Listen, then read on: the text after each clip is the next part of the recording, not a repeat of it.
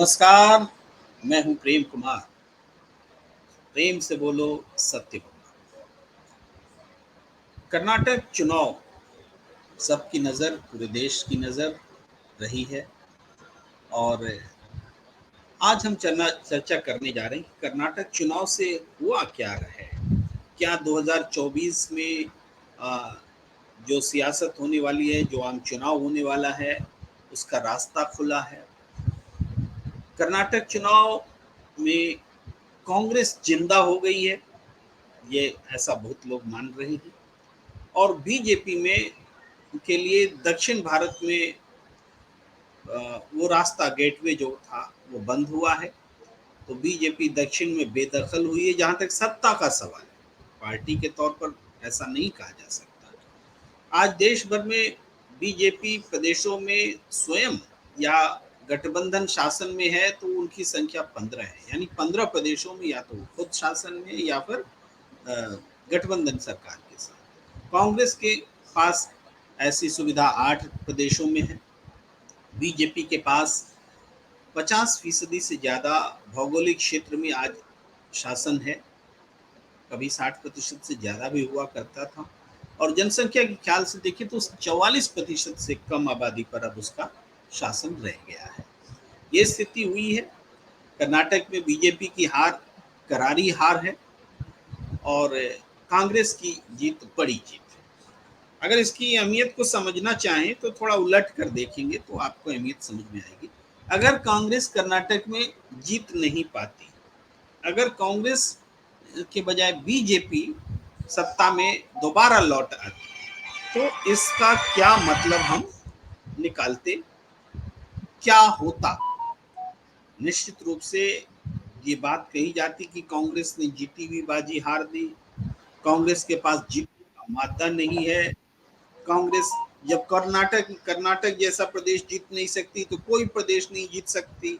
यानी आगे जो चुनाव होने वाले हैं, मध्य प्रदेश, राजस्थान, छत्तीसगढ़, इन राज्यों में भी कांग्रेस के लिए लोग उम्मीद भरी बातें नहीं कहते। और 2024 के लिए तो रास्ता बंद ही हो जाता।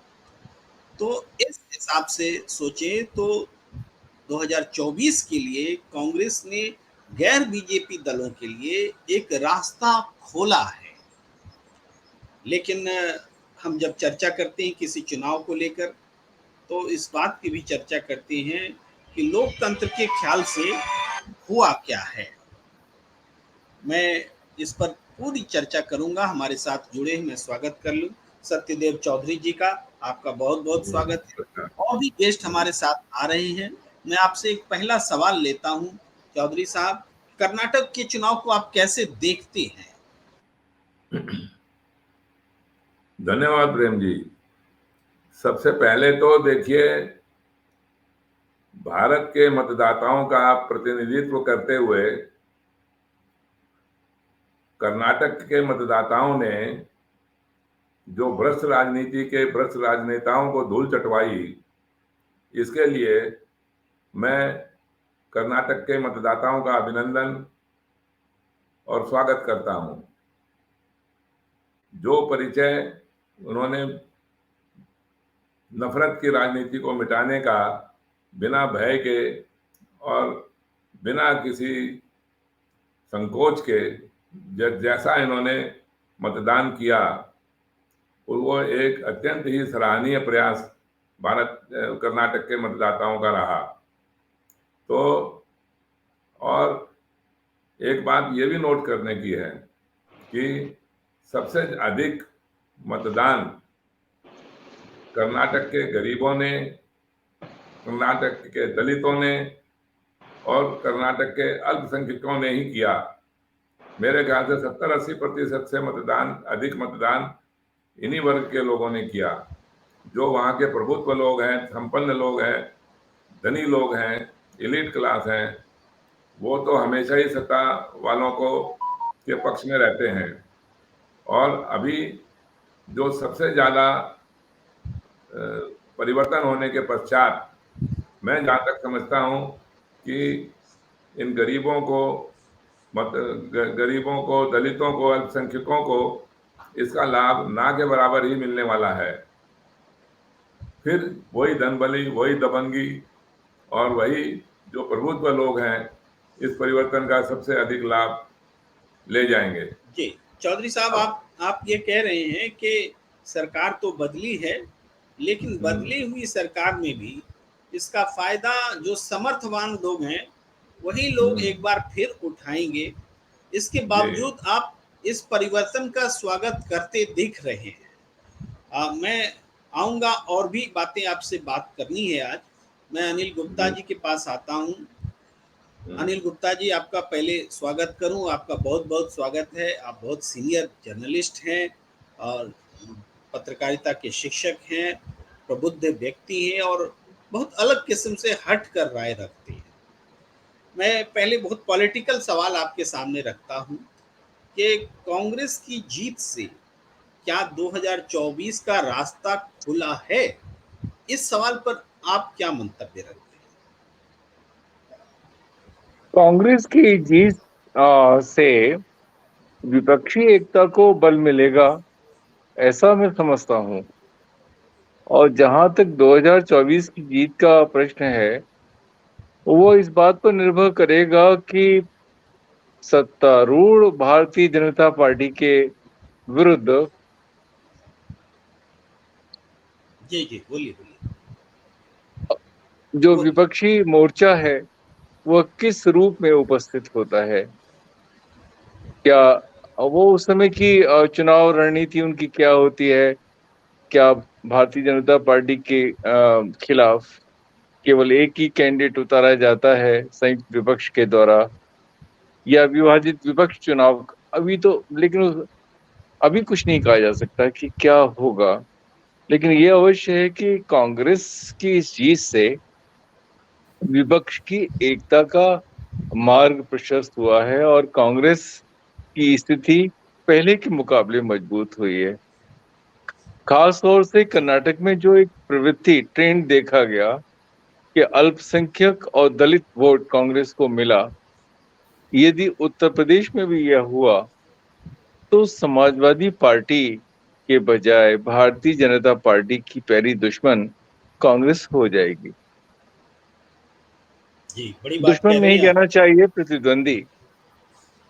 जी जी क्योंकि कांग्रेस के जो वर्तमान राष्ट्रीय अध्यक्ष हैं वो दलित हैं, और मुस्लिम जिस तरह से कांग्रेस के पक्ष में एकजुट हुआ कर्नाटक में, जो खबरें आ रही हैं और उन खबरों पर यकीन किया जाए, और यदि वही ट्रेन की पुनरावृत्ति, उसी प्रवृत्ति की पुनरावृत्ति यदि उत्तर प्रदेश में हुई, तो कांग्रेस पहले के मुकाबले ज्यादा मजबूती से सामने खड़ी होगी चुनाव मैदान में, ऐसा मैं समझता हूँ। जी जी।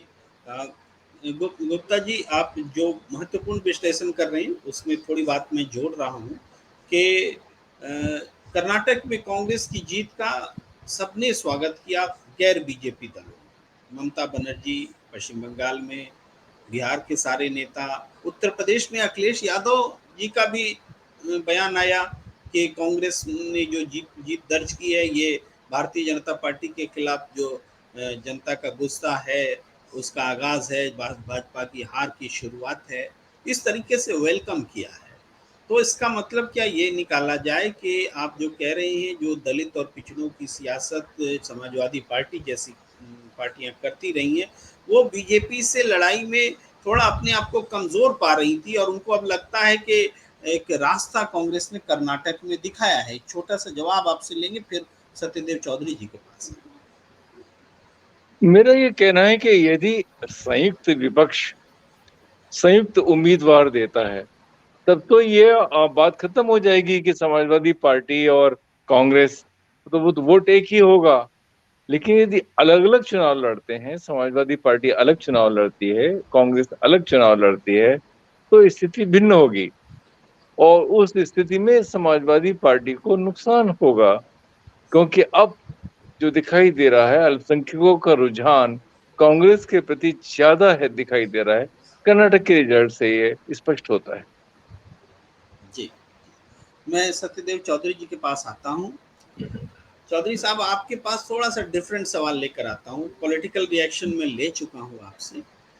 मैंने इस चुनाव नतीजों का थोड़ा सा विश्लेषण किया, हालांकि इस पर मैं अलग से चर्चा करूंगा आपके साथ, लेकिन उसकी एक दो बातें शेयर करना चाहता हूँ। एक तो ये है कि कांग्रेस को चुनाव आयोग के आंकड़े के हिसाब से 43%, 42.9% वोट मिले। लेकिन जब मैंने कांग्रेस के जीते हुए विधायकों, जो 135 विधायक हैं, उनको मिले हुए वोटों का को जोड़ा। मैं स्वागत कर लेता हूं, शिव कुमार मिश्रा जी हमारे साथ जुड़ गए हैं। शिव कुमार मिश्रा जी संपादक हैं स्पेशल कवरेज न्यूज़ के, आपका बहुत बहुत स्वागत है जी। तो मैं कह रहा था कि जब मैंने जोड़ा कि कांग्रेस के 135 विधायकों को कितने वोट्स मिले, तो वो प्रतिशत में 29% से थोड़ा ज्यादा निकला।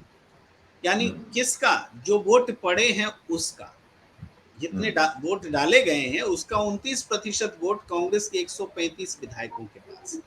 तो ये तो ऐसा अक्सर होता है, दूसरी सरकारों में होता है। लेकिन इंटरेस्टिंग बात जो मैं बोल रहा हूँ, आप सबके लिए भी है, दर्शकों के लिए भी है, कि भारतीय जनता पार्टी को जो 36% वोट मिले हैं चुनाव आयोग के आंकड़ों के अनुसार, वो उनके जो हारे हुए उम्मीदवार हैं उनको, इनके जो जीते हुए उम्मीदवार हैं उनसे ज्यादा वोट मिले हैं। यानी बीजेपी के विधायकों को जितने वोट मिले हैं उससे ज्यादा वोट बीजेपी के हारे हुए उम्मीदवारों को मिले हैं। ये मैंने पूरा कैलकुलेट करके निकाला है। तो यही हाल जेडीएस का है, जनता दल एस का भी, कि उनके जीते हुए उम्मीदवारों को जितने वोट मिले, 15 लाख के करीब वोट मिले हैं जेडीएस के उम्मीदवारों को, जो 19 उम्मीदवार जीते हैं, और हारे हुए उम्मीदवारों को उनसे दुगने से ज्यादा वोट मिले।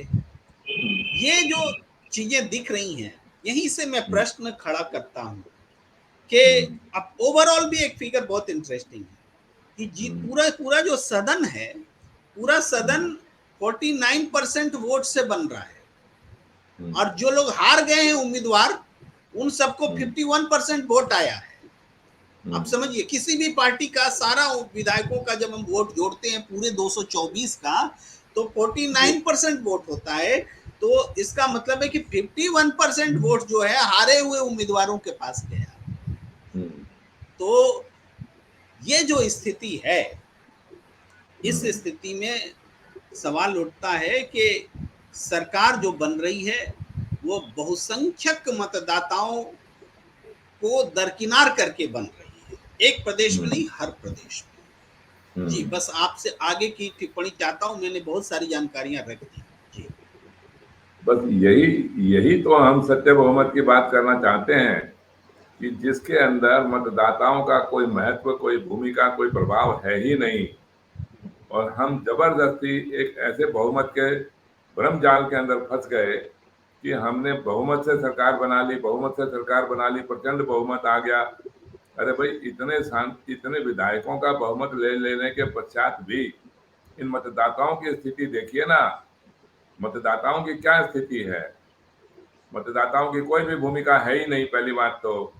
दूसरी बात जो आपने बताया अभी, वो भी एक आंकड़ा बिल्कुल सच्चे से भी सच्चा है, बल्कि अगर आप और ज्यादा गहराई से विश्लेषण करेंगे तो पता लगेगा कि हारने वालों के मतदाता बहुत ज्यादा हैं, जीतने वालों के मतदाता तो और भी कम है। तो इसीलिए ये जो राजनीतिक व्यवस्था है, ये एक लोकतांत्रिक राजनीतिक व्यवस्था नहीं है। आपने देखिए ना, आज भी विधायकों का बहुमत लेने के पश्चात भी आप लीडर का फैसला नहीं कर पा रहे हो। 3 दिन हो गए, 3 दिन से लीडर का फैसला नहीं हो रहा है। अब लीडर का निर्णय लेने के लिए समझ में नहीं आ रहा कि कैसे इनका निर्णय लिया जाएगा। मतदाता कहाँ चले गए? मतदाताओं की कौन सी भूमिका है? जो मतदाता अपने लीडर को तय नहीं कर पा रहे हैं, उसका लीडर का फैसला कोई और करेगा। ये क्या लोकतांत्रिक व्यवस्था हुई? तो मतदाताओं का तो प्रतिशत जो आपने बताया, या मतदाताओं का योगदान तो बताया, वो अपनी जगह है ही। लेकिन इसके बावजूद भी एक अच्छे सच्चे लोकतंत्र के अंदर तो जैसे ही मतदान हुआ, वैसे ही उसी समय तुरंत उसका बहुमत का फैसला होना चाहिए और ये पता लगना चाहिए कि भाई हमारा नेता ये बनेगा। अब उसके अंदर भी पता नहीं कौन से फिर दोबारा से उसके अंदर कोई बैलेट बॉक्सों के अंदर उसका ये हाँ ना करवाई जा रही है कि किसको कौन पसंद है, किसको कौन पसंद नहीं है। तो ये तो विधायकों के ऊपर ही हो गया ना सारा काम, सारा खेल तो फिर वही पक्षपात भेदभाव का हो गया। लोकतंत्र कहाँ हुआ? और मतदाता की तो कोई भूमिका नहीं है। मैं आपसे 100% सहमत हूँ इस बात से कि मतदाताओं की कोई भी प्रकार की भूमिका इसके अंदर है ही नहीं। प्रेम जी जी शुक्रिया, आपने अपनी बात अच्छे से रखी। मैं शिव कुमार मिश्रा जी आपके पास आना चाहता हूँ। जो बात मैं चौधरी साहब से कह रहा था उसी को थोड़ा तथ्यात्मक रूप में रखता हूँ। इस बीच मैंने वो जो नोट करके रखा था उसको अपनी स्क्रीन के सामने रख लिया है। दिखा तो नहीं सकता, अभी पढ़ सकता हूँ। मैंने ये कैलकुलेट किया शिव कुमार मिश्रा जी कि भारतीय जनता पार्टी को कुल जो 66 सीटें मिली हैं कर्नाटक में, उनसे 55,62,591 वोट मिले। 55,62,591 और पूरी पार्टी को जो वोट मिले हैं वो 1,40,96,529। 40,96,529। अब देखिए लगभग 3 गुना से थोड़ा कम का फर्क है। बीजेपी को वोट मिल रहा है 1,40,96,529 और उनके विधायक जो जीतकर विपक्ष की भूमिका निभाएंगे उनको ताकत मिल रही सिर्फ 55 लाख वोटों की। ये कैसा लोकतंत्र है शिव कुमार मिश्रा जी? बिल्कुल आप ठीक कह रहे हैं। और पिछले काफी समय से चौधरी साहब बहुमत की चर्चा पर बातचीत कर रहे हैं। बहुमत है क्या? बहुमत का कुल मिला के आंकड़ा यह है कि जो आदमी वोट देना चाहता है उसे उसका वोट का अधिकार नहीं मिलता। इसके लिए हम थोड़ा सा आपको उत्तर प्रदेश के निकाय चुनाव पे ले जाएंगे। यूपी में निकाय चुनाव हुए, बड़ी गंभीर चर्चा हो रही है उत्तर प्रदेश के निकाय चुनाव की। मुख्यमंत्री योगी आदित्यनाथ की पीठ थपथपाई जा रही है, लेकिन आप उसमें अंदर जाइए। मैंने आज 2 मंडल पर एक बातचीत की जिसे मैंने पब्लिश किया अपनी वेबसाइट पर, बिल्कुल चुनाव आयोग के आंकड़े। उसमें क्या है, 9 जिले हैं, सहारनपुर, शामली, मुजफ्फरनगर, मेरठ, बागपत, नोएडा, हापुड़, बुलंदशहर, 9 जिले हैं। 9 जिले में 60 निकाय की सीटें थीं, जिनमें नगर पंचायत और नगर पालिका परिषद। 26 सीटें बीजेपी जीती है, सिर्फ 26। 30% में एक सीट कम है। अगर 27 सीटें जीतती तो 30% का आंकड़ा होता। और हमारी मीडिया गुणगान गा रही है। हम जब सच परोसना नहीं चाहते हैं जनता के सामने, तो जनता को तो कुछ पता ही नहीं है। एक सज्जन आए और कह गए सब कुछ जीत है, सब हरा ही हरा है। दूसरे ने बिना सुने कहना शुरू कर दिया सब कुछ हरा हरा है। और जो 5 वहां सुन रहे थे वो वैसे ही चीखने लगे अब तो हरा हो गया, देश हरा हो गया, देश काला हो गया। इस सब से निकलना होगा। इस देश के प्रत्येक नागरिक को वोट डालने का अधिकार मिलता है, तो वो अपने वोट के अधिकार की तो चर्चा करे। वो ये तो करे कि मैंने वोट दिया था, आपकी सरकार ने गलत काम किए थे, उसके विपरीत वोट मैंने दिया था, मेरे वोट का क्या हुआ, मेरे वोट का क्या हुआ, ये सवाल पूछना चाहिए। लेकिन यहाँ कोई पूछने वाला नहीं है। यहाँ सिर्फ आप परोसिए और उसी पर चर्चा करेंगे। अगर यही आपने जो आंकड़े प्रस्तुत किए, यही आंकड़े तो उत्तर प्रदेश में थे। 3,92,00,000 वोट मिला था भारतीय जनता पार्टी को, 3,32,00,000 वोट मिला समाजवादी पार्टी को। मेजर डिफरेंस नहीं था, 50 लाख वोटों का डिफरेंस था। उसमें 10 विधानसभा ऐसी थी जहां भाजपा 2 लाख वोटों के समथिंग जीती थी। तो अगर वो 25 लाख वोट निकाल दो तो अंतर ही सिर्फ 15-16 लाख का है। ये अंतर जो आप बता रहे हैं ये बड़ा सोचने की और समझने की बात है, जिसे लेके चौधरी साहब लगातार सवाल करते हैं। क्या जनता जागरूक होगी? क्या अपने वोट का अधिकार सोचेगी? क्या मेरे द्वारा दिया गया वोट उस जगह पहुंचा? इन सब पर चर्चा करनी चाहिए। देश को खुले मन से बातचीत करनी चाहिए। आखिर कब करोगे? आज 70 वर्ष हो चुके हैं। आप आइए, सहभागी बनिए और पूछिए कि मैंने वोट दिया था। मैं इसमें एक चीज और आपके साथ जोड़ूंगा, कई हजार करोड़ का खर्च होता है चुनाव आयोग के माध्यम से वोटर को वोटिंग स्थल तक ले जाने के लिए। आप बहुत सीनियर जर्नलिस्ट हैं, आप रोज देखते हैं कितने जा रहे हैं, मतदान का प्रतिशत सने सने गिरता चला आ रहा है। इस पर चर्चा होनी चाहिए। आखिर वोटर निष्क्रिय क्यों हो रहा है? क्या उसके दिमाग में यह तो नहीं फीड हो रहा है वोट डालो न डालो अमुक की सरकार बन जाएगी, वोट देने जाओ न जाओ फला जीत जाएगा? क्या हो रहा है? ये बहुत इस महत्वपूर्ण सब बात। पर भी बहुत गंभीर चर्चा करने की जरूरत है सर।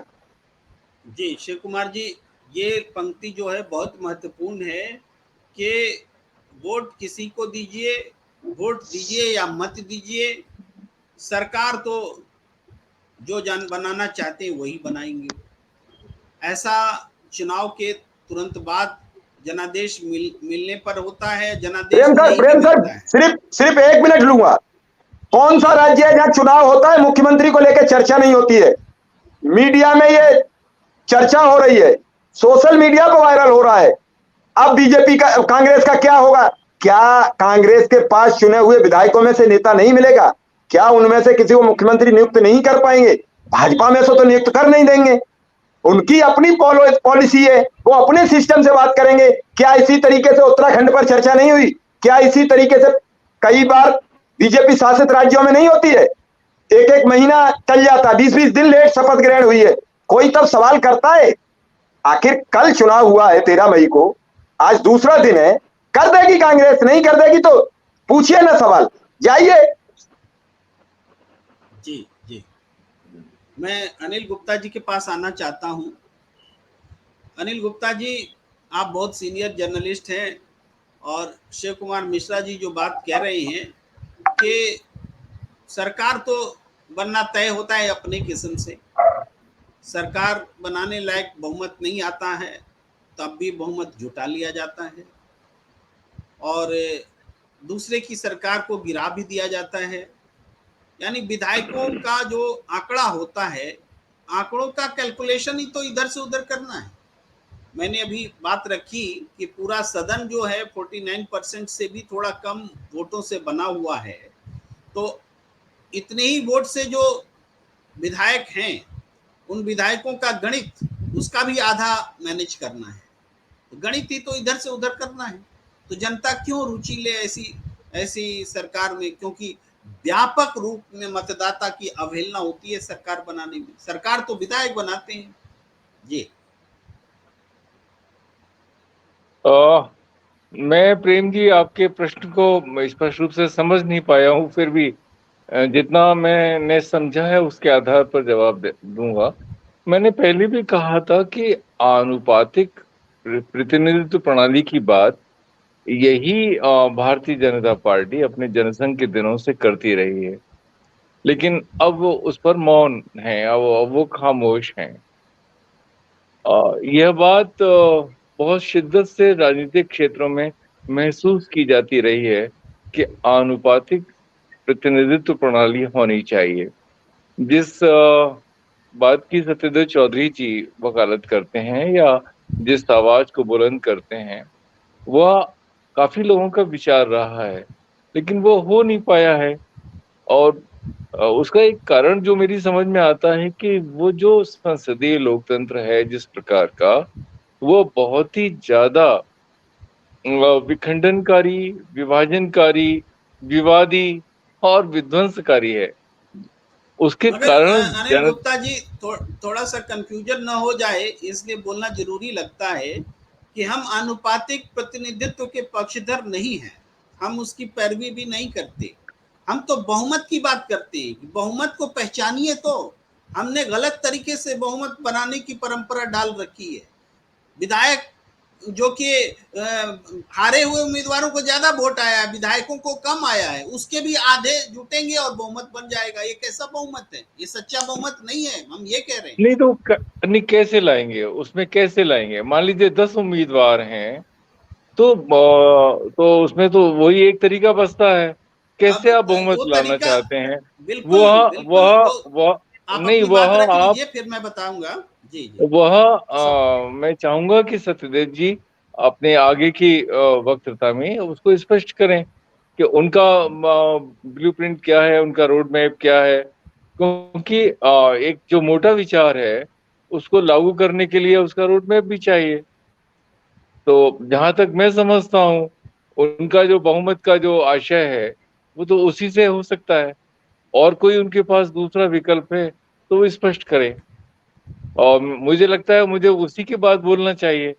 पहले आदरणीय सत्यदेव जी जी इस जी बात को स्पष्ट कर दें, उसके बाद फिर हम जी बोलें। जी जी गुप्ता सर, ऐसा ऐसा है कि हम लोग इस विषय पर चर्चा करते हैं, और कर्नाटक में जो कुछ हुआ है हम सिर्फ ये देख रहे हैं। कर्नाटक में सरकार बनी है, सरकार बदली है, जनता ने उम्मीदों के साथ बदला है, लेकिन बदलाव के बावजूद जो बदलाव हुआ है, जो सदन बना है, वो सदन वो सदन सत्य बहुमत नहीं है, जनता को रिप्रेजेंट नहीं कर रहा है। 49% से भी कम वोट्स हैं इस सदन के पास। ये बात रख, पहले हम पहचाने तो समस्या को, तब तो समाधान की ओर जाएंगे। इसलिए मैंने तथ्यों को रखा। अब मैं जाता हूं सत्यदेव चौधरी जी के पास, आपके पास फिर आऊंगा। चौधरी साहब, जो सदन बन रहा है 48.76% से बन रहा है, 49 से कम परसेंटेज है, और लोगों ने, बाकी जो उम्मीदवार जो हार गए उनके पास में जाहिर है कि 51% से ज्यादा वोट्स हैं। तो मतदाताओं की भूमिका जो है वो तो स्थापित नहीं हुई इस सरकार में। अगर कांग्रेस के पास 43% वोट आया, 42.9%, तो हम इसको ही क्यों ना बहुमत मान ले कि 42.9% ही बहुमत है और कांग्रेस सरकार बनाए। हम उनकी विधायक कल को घट जाए, 135 से 35 भाग भी जाए, तब भी 42.9% वोट मिला है कांग्रेस को, उनकी सरकार नहीं जाएगी। यही तो हम कह रहे हैं। जी चौधरी साहब। बिल्कुल, मैं भी यही कहता हूँ कि मतदाताओं के बहुमत से सरकार बननी चाहिए, ना कि किसी प्रोपोर्शन से या किसी प्रिफरेंशियल वोटिंग से। जैसे विधायक को सबसे ज्यादा वोट मिले वो जीत गया, वैसे ही उस पार्टी को जिसको सबसे ज्यादा वोट मिल गए, भले ही उसके विधायक कम है ज्यादा है, मैं तो बार बार यही बात बोलता हूँ और यही बात दोहराता हूँ कि उसको सबसे ज्यादा वोट मिल गए तो उसका बहुमत मानिए। इसका बहुमत मानने में हमें क्या आपत्ति है? ये बहुमत हम इसलिए नहीं मान रहे हैं कि हमने वैसी परंपरा बनाई नहीं, क्योंकि शुरू से ही हमने विधायकों के बहुमत को स्वीकार कर लिया, और विधायकों के बहुमत को स्वीकार करने का मतलब यही हुआ कि हमको साठगांठ, समझौते, गठबंधन और ये सारी चीजें करनी पड़ेगी, खरीद फरोख्त करना ही पड़ेगा। अब देखिए ना, मतलब चाहे कैसे भी हुआ, एक ही पार्टी के इतने ज्यादा विधायक जीत गए, फिर भी चाहे एक दिन हुआ या 2 दिन हुआ या 3 दिन हुआ, असमंजस तो बना हुआ है ना लीडर में कि लीडर कौन होगा। तो लीडर का ही फैसला नहीं है तो फिर चुनाव क्यों करवाए? और अगर हम सबसे ज्यादा मतदान वाले को बहुमत मानते और लीडर पहले से ही तय होता कि भाई इसके सानिध्य में ये चुनाव लड़े जाएंगे, फिर तो कोई झगड़ा नहीं था ना, फिर तो कोई झंझट था ही नहीं। जैसे चुनाव हुआ, बहुमत का फैसला हो गया। चौधरी साहब, यहाँ एक प्रश्न आपके सामने बनता है। सत्य बहुमत और लीडरशिप एक डिफरेंट चीज है, दोनों दो बातें हैं। सत्य बहुमत का सीधा संबंध है कि भाई अगर कांग्रेस को 43% वोट मिला है तो ये 43 मिला है, 43 से ज्यादा कोई आएगा तो उसके पास सत्य बहुमत माना जाएगा। इस और विधायकों के बहुमत को हम ना देखें, विधायक पे का वोट तो हम जोड़ते हैं, तो आपको हमने बताया 29% भी नहीं है कांग्रेस के पास जो विधायकों को वोट मिले हैं। तो इन विधायकों के बहुमत को हम ना माने, हम कांग्रेस को मिले वोटों के बहुमत को माने। कर्नाटक के संदर्भ में नेतृत्व तो होगा ही, कांग्रेस से ही कोई नेतृत्व होगा, उसका सत्य बहुमत से मेरे ख्याल से कोई संबंध नहीं है। नेतृत्व कोई ना कोई कांग्रेसी ही बनेगा, कोई भाजपा का नेता थोड़ी मुख्यमंत्री बनेगा। इस बात के अंदर आप भ्रमित मत रहिए। हो सकता है कि कांग्रेस के अंदर भी फिर कोई झगड़ा हो जाए, कांग्रेस के लीडरों के अंदर कोई फूट पड़ जाए, तो फिर उसका फायदा कोई दूसरी राजनीतिक पार्टी उठाने का प्रयास करेगी। चक्कर तो यही है। बिल्कुल बिल्कुल ऐसा होगा। ऐसा इसलिए होगा क्योंकि विधायकों से बन रही है सरकार, विधायक तोड़ लेंगे, सरकार बन रही है, दूसरी सरकार बन जाएगी। जी, तो यही तो सरकार बात को, मैं फिर से शिव यदि कुमार मिश्रा जी विधायकों के के पास बहुमत आता का हूँ। फैसला नहीं होगा, यदि विधायकों जी, के बहुमत से अब लीडर का फैसला नहीं होगा, तो उसका लाभ कोई ना कोई दूसरी राजनीतिक दल भी उठा सकता है। वो तो इस ताक में जी, बैठे ही हैं कि किसी तरीके से इनमें झगड़ा हो और हम इसका लाभ उठाएं। वो तो चाहते जी, यही हैं। शिव कुमार मिश्रा जी के पास में आता हूँ। शिव कुमार मिश्रा जी, अ, अगर वास्तव में कर्नाटक में जो कुछ है, हालांकि मैं नहीं मानता कि अभी कोई नेतृत्व का कोई झगड़ा दिख रहा है ना। तय होने से पहले तो असंतोष, चाहत रहती है, असंतोष नहीं होता है, लेकिन हो सकता है कि तय हो जाने के बाद में विरोध भी हो, ऐसा होता रहा है। तो क्या ऐसे में नेता घोषित करके ही चुनाव में जाना चाहिए? आवाज म्यूट है, आप म्यूट हैं, म्यूट हैं। प्रेम जी, लगातार अभी जो पिछले 5 साल में जो नया सिनेरियो आया है, दल बदल का एक नया तरीका निकाला गया कि अगर आप सत्ता में हैं और आपके यहाँ विद्रोह हो रहा है, तो जितना बहुमत से वंचित रह गए हैं उतने लोगों को ले जाइए और इस्तीफा दिला दीजिए। एक स्थायी पार्टी को अपना बहुमत सिद्ध करने का मौका मिल जाएगा। उसके बाद जो लोग चुनाव में जाएंगे, उन्हें उस राज्य में जो तत्कालीन सरकार होगी उसके अधीन उपचुनाव होगा, और उपचुनाव को जीत के आ जाते हैं। जो चौधरी साहब कह रहे थे कि फूट पड़ जाएगी, दल विधायक इस्तीफा दे देंगे या फिर विधायक उस पार्टी में शामिल होकर सरकार बना देंगे।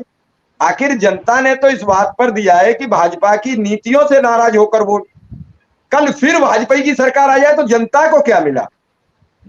मैं एक बड़ी बात आपके सामने कह रहा हूं कि जनता ने भाजपा की जो वहां रणनीति चल रही थी उससे नाराजगी जाहिर करते हुए एक अमुक पार्टी को वोट किया कि हमारी सत्ता बदल गई, अब उसके ही विधायक कल उसी पार्टी में हाईजैक हो जाए तो जनता को क्या मिला? मतलब इस पर भी पाबंदी होनी चाहिए कि जो जिस सिंबल पर लड़के आया है, या तो उसे उस 5 साल रहना पड़ेगा एनी हाउ, अन्यथा अगर वो जाता है तो उसे चुनाव लड़ने से अयोग्य घोषित किया जाएगा। वही व्यक्ति लाखों रुपया चुनाव आयोग के खर्च करके चुनकर सदन में आता है, वही इकाई किसी से सौदा करके फिर इस्तीफा देकर दोबारा फिर चुनाव आयोग पर बर्डन डालता है और वही फिर व्यक्ति चुना जाता है उस दूसरे दल से। तो ये सब खेल क्या है? क्या जनता के पैसे को, जो टैक्स का कीमती पैसा है, उसे बर्बाद करने की सरकारों ने सौगंध ले ली है? पहले कम से कम अयोग्य साबित होते थे, अब तो अयोग्यता का भी खेल खत्म हो गया है।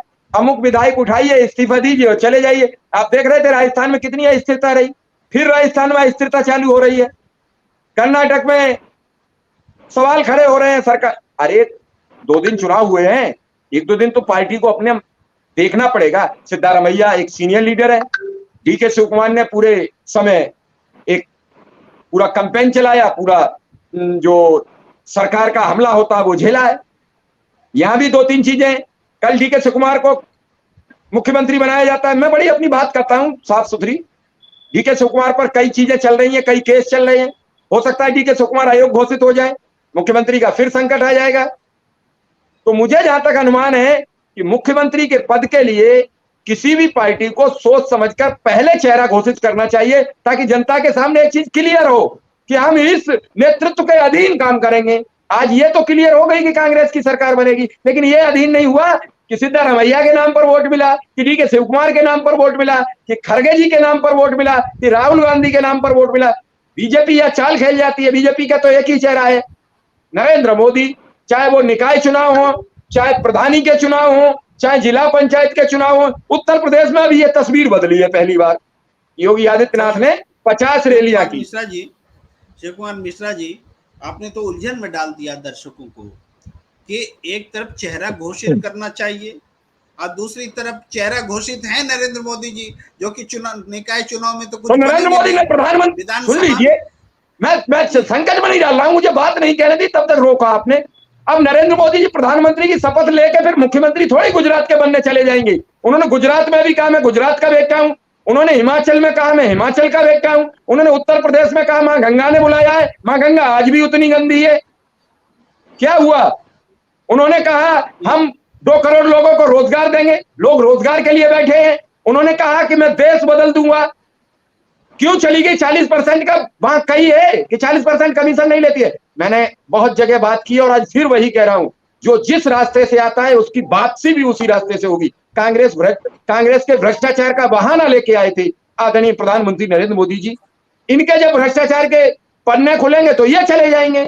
इस देश की जनता बड़ी मासूम है, उसे आप अपनी पॉलिसी समझा लीजिए। वो किसी के साथ चल पड़ती है। आप दिल्ली में देखिए चल पड़ी, पंजाब में देखिए चल पड़ी, कर्नाटक में चल पड़ी, आने वाले चुनाव मध्य प्रदेश में चुनाव होगा, चल पड़ेगा। यहाँ का आदमी कुछ नहीं सोचता है।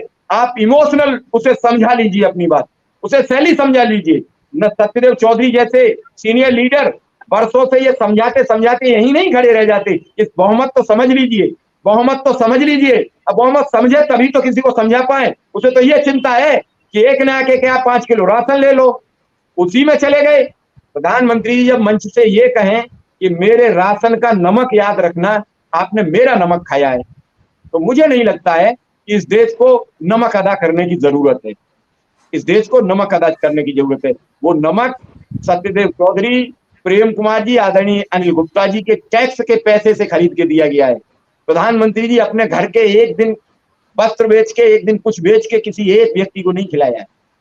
इस देश को सवाल करना चाहिए। राहुल गांधी कांग्रेस सरकार में थी तो राहुल गांधी अपने ननिहाल से या अपना पैतृक पैसे लेके नहीं आई थी। इस देश के जनता के टैक्स के पैसे से लोगों को योजनाएं दी थी।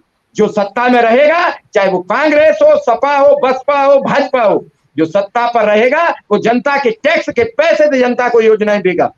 कोई घर से लाके 2 रुपए नहीं देता है, कोई घर से लाके 2 रुपया नहीं खर्च करने वाला है। कुमार मिश्रा जी, मुझे तो तालियां बजाने का मन कर रहा है, मेरे दर्शक भी जरूर तालियां बजा रहे होंगे। अब तो बहुत अच्छा स्पीच देते हैं।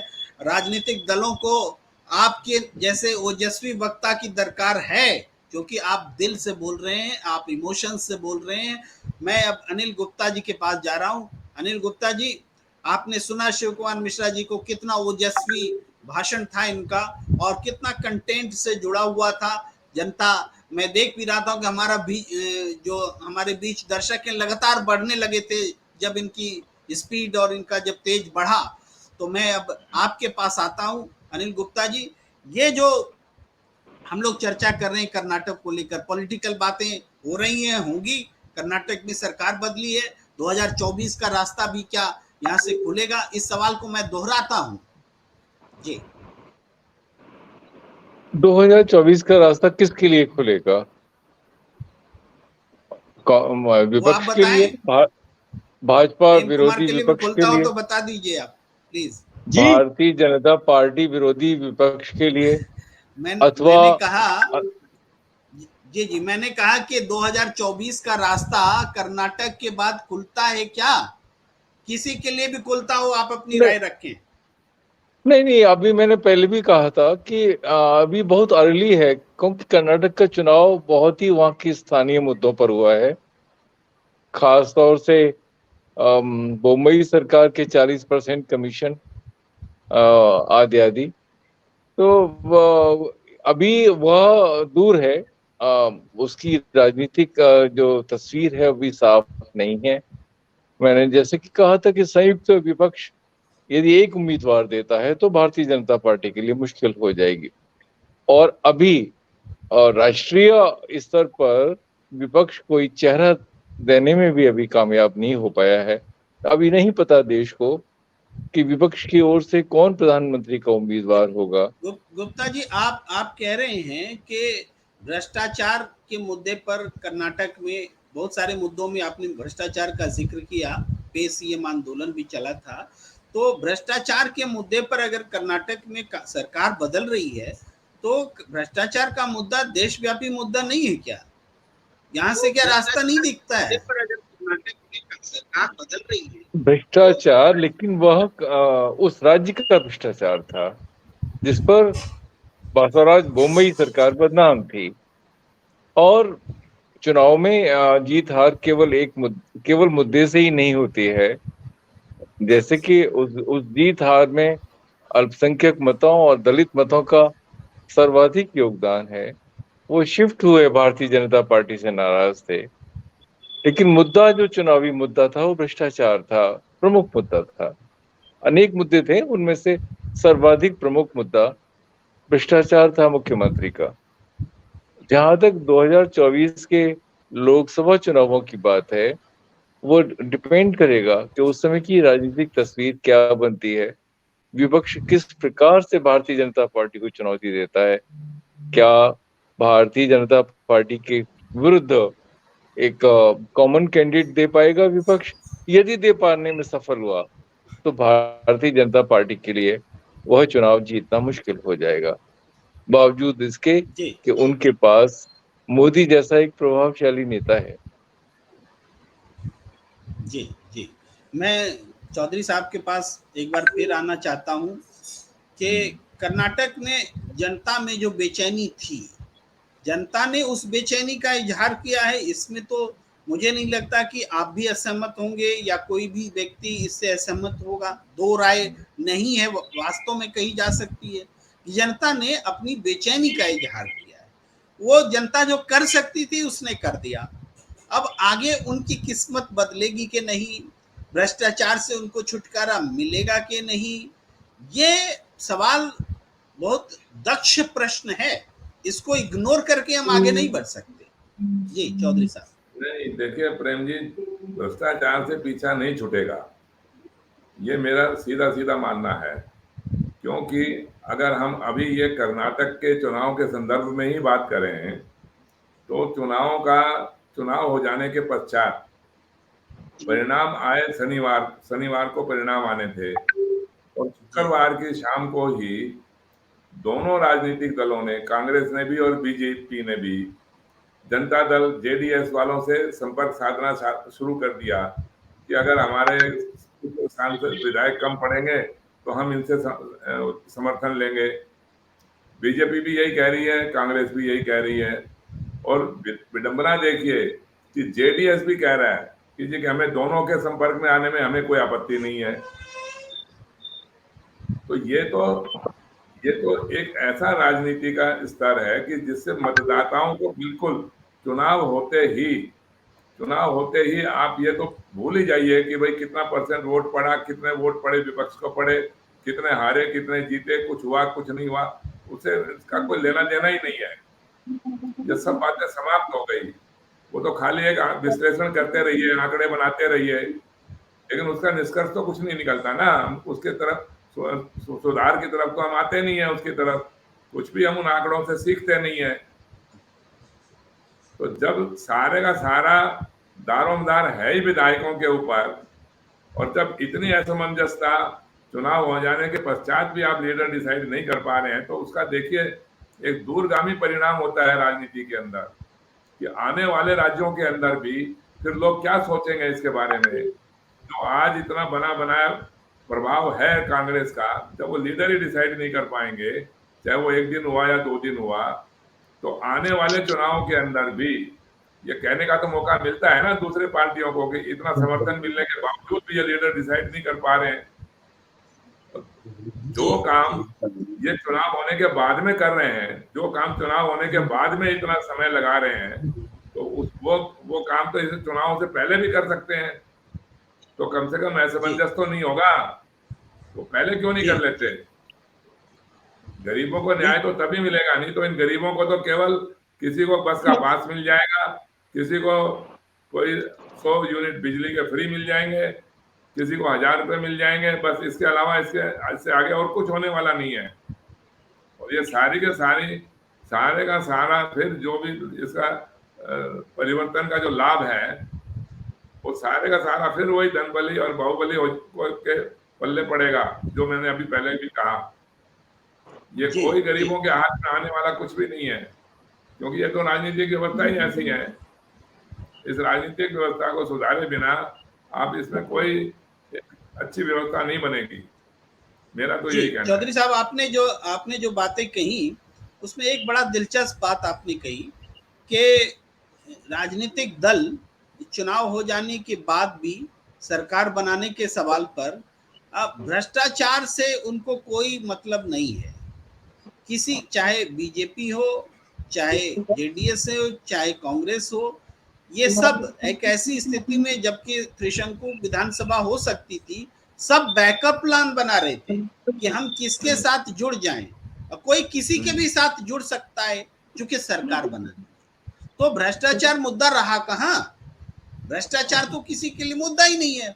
ये आपने बहुत गंभीर बातें कही हैं और ये संभवतः इसीलिए है क्योंकि सरकार बनाना, कुछ विधायकों को उधर से इधर करना और मैजिक फिगर तक लाना, यही आंकड़ों का खेल रह गया है।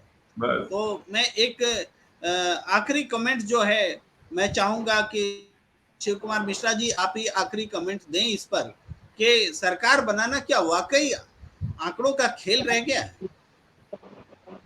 प्रेम जी, ये अभी नहीं, पिछले काफी समय से आंकड़ों का खेल हो गया है। जब आपने देखा होगा कि अरुणाचल प्रदेश में एक सत्तारूढ़ दल की सरकार होती है, उस समय 2014 में कांग्रेस की सरकार हुआ करती थी, जिस सरकार को लेकर अन्ना हजारे ने आंदोलन किया कि कांग्रेस भ्रष्टाचार में पूरी तरीके से संलिप्त है और कांग्रेस भ्रष्टाचार में डूबी हुई है। उस भ्रष्टाचार को लेकर कैग कि विनोद राय जी, आज सोशल मीडिया पे सवाल उठता है, विनोद देख रहा है, विनोद देख रहा है, ये सवाल रोज आप पढ़ते हैं सोशल मीडिया पे। विनोद राय जी को माफी मांगने पड़ी सार्वजनिक। सुप्रीम कोर्ट ने वो सारे भ्रष्टाचार के मामले इस टिप्पणी के साथ बंद किए कि पिछले काफी वर्षों से हम इस मामले में देखते रहे कि कोई सबूत लेकर आएगा। प्रेम जी, मैं नहीं समझ पा रहा हूं, अब आंकड़ों का खेल इस तरीके से रह गया है कि मीडिया, चौधरी सत्यदेव जी इस बात से जरूर सहमत होंगे कि मीडिया एक सुपारी लेकर बैठती है, उसे कैसे पता लग जाता है कि फला पार्टी को 300 सीट मिलेगी। मैं मानता हूं सर्वे होता है और उसके बाद 6 बजे वोटिंग बंद होती है, 6:01 पर आंकड़े आ जाते हैं। ऐसी कौन सी चीज है, हालांकि वो आंकड़े सटीक होते हैं और वो आंकड़े उस मतदान के नहीं होते हैं, उस मतदान से पहले घूम के जो परसेप्शन लिया जाता है उसके होते हैं, उसी पर तय करते हैं। कभी कभी सटीक भी हो जाते हैं, कभी विपरीत भी हो जाते हैं, जैसे बिहार में हुए, दिल्ली में हुए। लेकिन अब सिर्फ आंकड़ों का खेल रह गया है, आंकड़ेबाजी का खेल रह गया है। अब सरकार बनाना दलों का काम नहीं रहा है। अरुणाचल में वो पूरी सरकार चली जाती है, सुप्रीम कोर्ट से बहाल होती है, उसके बाद वहां के मौजूदा मुख्यमंत्री को जो पूर्व हो जाते हैं वो आत्महत्या कर लेते हैं। उनके पत्र को लेकर उनकी पत्नी जगह बेजगह घूमती हैं, उस पत्र को कोई नहीं सुनता है। आज उसका परिलक्षित पूर्वोत्तर राज्यों में दिख रहा है। मणिपुर जल रहा था, प्रधानमंत्री जी चुनाव प्रचार में थे। क्या मणिपुर इस देश का हिस्सा नहीं है?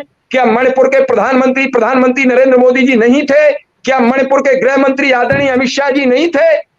चुनाव में व्यस्त थे, पूरा मणिपुर जल गया। अरबों रुपया की संपत्ति सुहा हुई। इस देश के लिखित में 54 से ज्यादा नागरिक मारे गए, वो मेरे देश के ही नागरिक थे, वो मेरे मणिपुर के नागरिक थे।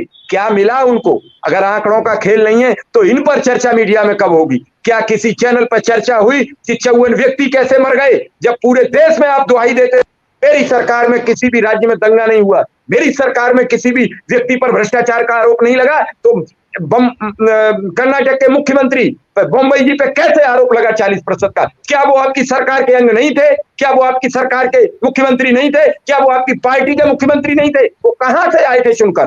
किसने उन्हें बनाया था मुख्यमंत्री?